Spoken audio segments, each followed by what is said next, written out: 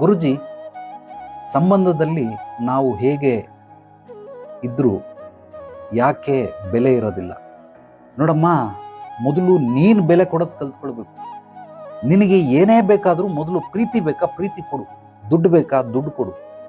ನಿನಗೆ ಗೌರವ ಬೇಕಾ, ಗೌರವ ಕೊಡು. ಹೇಗೆ ಇದ್ರು ಅಂತಂದ್ರೆ ನೀನು ಇರೋ ರೀತಿ ಅವ್ರಿಗೆ ಇಷ್ಟ ಆಗ್ತಾ ಇಲ್ಲ. ಗಂಡನಿಗೆ ಇಷ್ಟ ಆಗಲ್ಲ, ಮಕ್ಕಳಿಗೆ ಇಷ್ಟ ಆಗಲ್ಲ, ಅತ್ತೆ ಮಾವನಿಗೆ ಇಷ್ಟ ಆಗಲ್ಲ.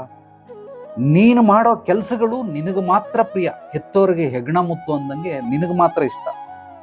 ನಿನಗಿಷ್ಟ ಕಷ್ಟಗಳನ್ನು ಕಟ್ಕೊಂಡು ಯಾರಿಗೇನಾಗ್ಬೇಕು? ಎದುರುಗಡೆ ಇರೋರು ನಿನ್ನನ್ನು ಹೇಗೆ ನೋಡ್ತಾ ಇದ್ದಾರೆ, ಎಷ್ಟು ಸ್ವೀಕರಿಸಿದ್ದಾರೆ, ಎಷ್ಟು ಗಮನಿಸ್ತಾ ಇದ್ದಾರೆ, ಎಷ್ಟು ನಿನಗೆ ಆದ್ಯತೆ ಮಾನ್ಯತೆ ಕೊಡ್ತಾ ಇದ್ದಾರೆ, ಅದು ನಿನ್ನ ನಡವಳಿಕೆ ಮೇಲೆ ಹೋಗುತ್ತೆ. ಆದ್ರಿಂದ ಈ ರೀತಿ ಸಣ್ಣ ಸಣ್ಣ ಪ್ರಶ್ನೆಗಳಿಗೆ ಕೇಳಿ ಕೇಳಿ ಕೇಳಿ ಕೇಳಿ ನಿನ್ನ ಜೀವನವನ್ನು ಅತ್ಯುತ್ತಮವಾಗಿ ಮಾಡ್ಕೊಳ್ಳೋದಕ್ಕೆ ಸಾಧ್ಯವೇ ಇಲ್ಲ, ಉತ್ತಮವಾಗೂ ಮಾಡ್ಕೊಳ್ಳೋಕ್ಕೆ ಸಾಧ್ಯವಿಲ್ಲ. ಆತ್ಮ ಸಮೃದ್ಧಿ ಯೋಗಕ್ಕೆ ಬಾ. ಅದು ಗ್ರೂಪಲ್ಲಿ ನೀವು ಜಾಯ್ನ್ ಆದರೆ ಇಂಡಿವಿಜುವಲ್ ಲಿಂಕ್ ಕಳಿಸ್ತೀನಿ. ಇದು ಫೇಸ್ಬುಕ್ಕು ಯೂಟ್ಯೂಬಲ್ಲಿ ಮಾಡೋದಲ್ಲ, ಗೂಗಲ್ ಮೀಟಲ್ಲಿ ಮಾಡೋವಂಥದ್ದು. ಅದಕ್ಕೆ ನೀವು ಸೇರ್ಕೊಳ್ಬಹುದು. ಸೇರ್ಕೊಂಡಾಗ ಆತ್ಮ ಸಮೃದ್ಧಿ ಯೋಗ ಕಲಿತ ನಂತರ ನಿನಗೆ ಇದು ಯಾವುದೇ ರೀತಿ ಪ್ರಶ್ನೆಗಳು ಇರೋದೇ ಇಲ್ಲ.